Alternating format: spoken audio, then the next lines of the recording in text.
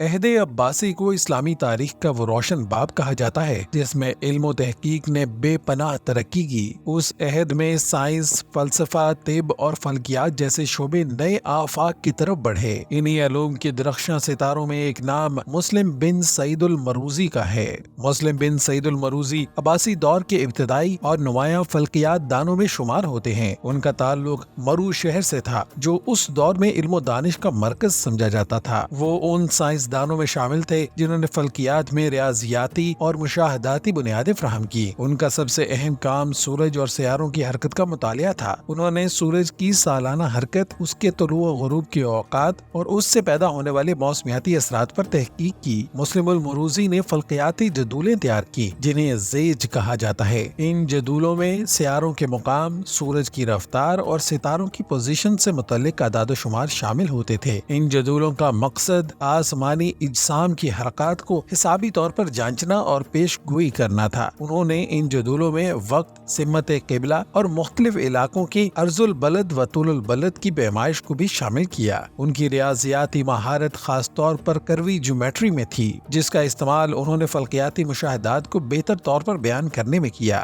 وہ ان اولین مسلمانوں میں شامل تھے جنہوں نے زمین کی پیمائش اور آسمانی دائرے کی ساخت کو سائنسی انداز میں سمجھنے کی کوشش کی۔ ان کے کام نے بعد میں آنے والے علماء جیسے خوارزمی، ابو الوفا البوزجانی اور البیرونی کے لیے بنیاد فراہم کی۔ انہوں نے ایسے سائنسی اصول متعارف کرائے جو اس دور کے علم فلکیات کے لیے نئے تھے، لیکن بعد میں انہیں یورپی نشاط الثانیہ کے دور میں اختیار کیا گیا۔ مسلم بن سعید المروزی کا علمی کام صرف فلکیات تک محدود نہیں تھا، بلکہ انہوں نے جغرافیائی مشاہدات میں بھی نمایاں کردار ادا کیا۔ وہ ان سائنس دانوں میں شامل تھے جنہوں نے قبلہ کی درست سمت معلوم کرنے کے لیے سائنسی طریقے استعمال کیے۔ ان کا علمی سفر عباسی دور کی اس روایت کا حصہ تھا جس میں فلکیات، ریاضی اور جغرافیہ کو ملا کر کائنات کو بہتر طور پر سمجھنے کی کوشش کی گئی۔ ان کا علمی مقام اس بنیاد پر قائم ہے کہ انہوں نے سائنسی تحقیق میں تجربہ، مشاہدہ اور ریاضیاتی منطق کو یکجا کیا۔ مسلم بن سعید المروزی کا شمار ان عبقری مسلم سائنسدانوں میں ہوتا ہے جنہوں نے مشاہدہ، ریاضی اور تجربے کو یکجا کر کے فلکیات کو خالص سائنسی بنیادوں پر استوار کیا۔ ان کے تحقیقی کام نے نہ صرف ان کے عہد میں علم کے فروغ میں کردار ادا کیا، بلکہ بعد کی صدیوں میں بھی ان کے نظریات نے علمی دنیا کو متاثر کیا۔ ان کی کاوشیں اس بات کا ثبوت ہیں کہ عباسی دور میں مسلم علماء نے علم کو صرف نظریاتی نہیں بلکہ عملی انداز میں بھی ترقی دی، اور مسلم المروزی کا علمی ورثہ آج بھی ہمیں تحقیق، تجسس اور حقیقت پسندی کی راہ دکھاتا ہے۔